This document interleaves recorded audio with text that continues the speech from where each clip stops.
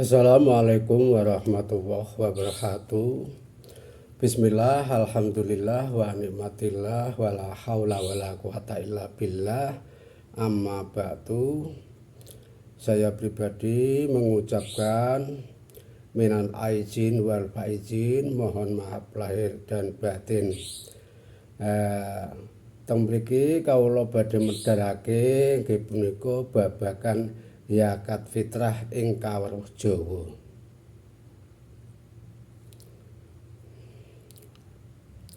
Dadi zakat fitrah ing kaweruh Jawa laku bali lan ngelmu ngeculake.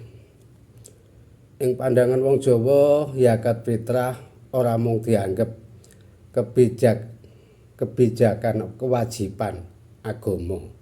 Ananging uga bisa dipahami minangka sawijining laku batin kanggo mbenerake dalan urip.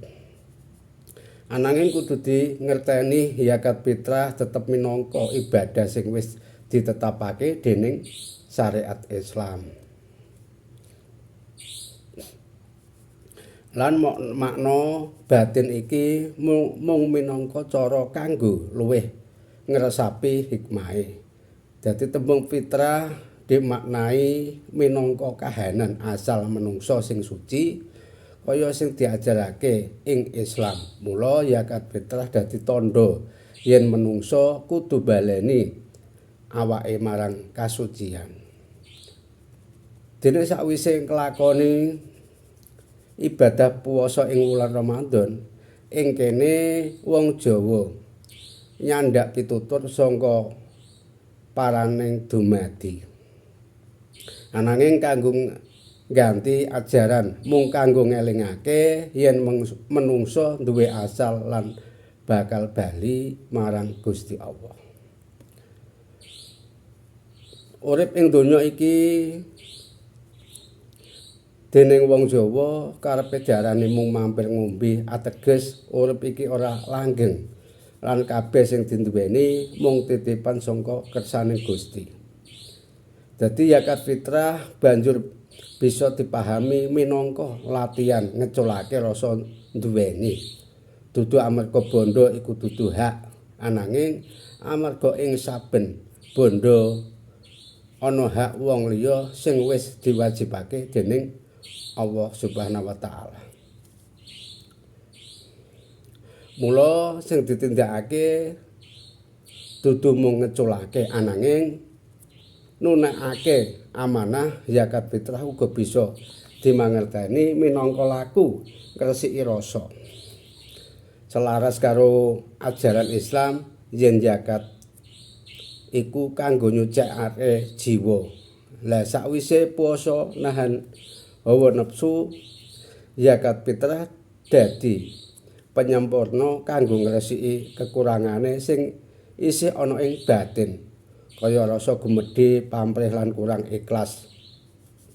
Iki selaras karo tujuane zakat ing Islam, yaiku takziyatun utawa nyuceni jiwa. Sakliyane iku zakat fitrah nggawa menungsa marang rasa peduli marang liyan.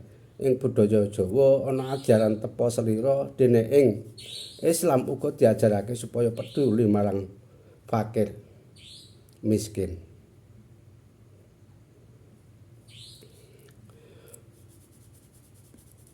Uga diajarake supaya peduli marang fakir miskin.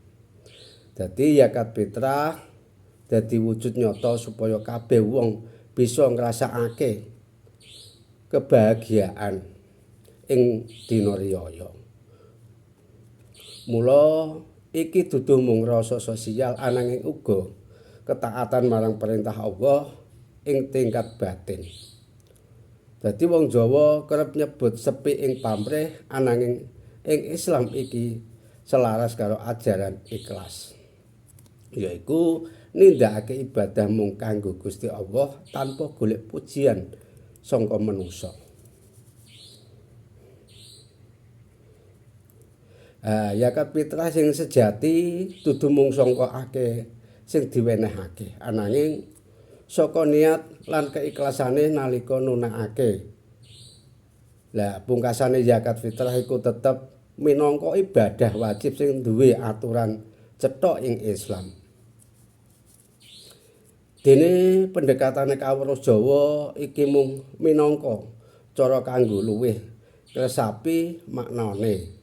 Eling yen kabeh iku titipan, sinau ora kakehan gumantung marang bondo lan luwih ikhlas nalika nunekake kewajiban kanthi mengkono zakat fitrah ora mung sah secara syariat ananging uga ngresiki ati lan nguatake iman.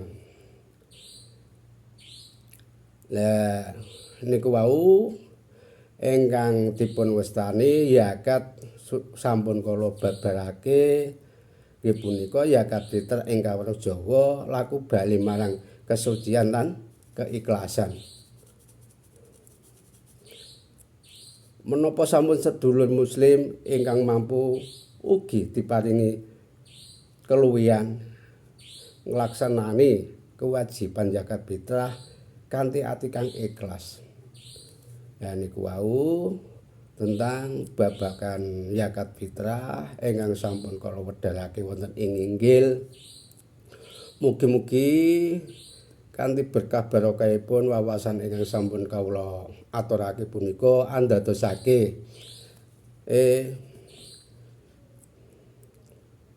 kemantepane ati kita sebagai umat muslim anggen kita nggih punika nindakake kewajiban nggih punika zakat fitrah sakwise nglampahi siam ing mangsa suwene nggih punika sebulan penuh. Mugi-mugi kanthi kita sampun zakat fitrah alhamdulillah mugi-mugi punapa ingkang sampun kita lampahi dipun tampi dening Allah Subhanahu wa taala ndadosake kesucian kangge kita pribadi lan mugi-mugi niki wong sampun dinten riyadi kula pribadi nggih ngaturaken minal aijin wal faizin, mohon maaf lahir dan batin untuk kesemuanya yang mendengarkan video saya dan saya pribadi sebagai manusia biasa tentunya banyak kekurangan dan banyak kesalahan.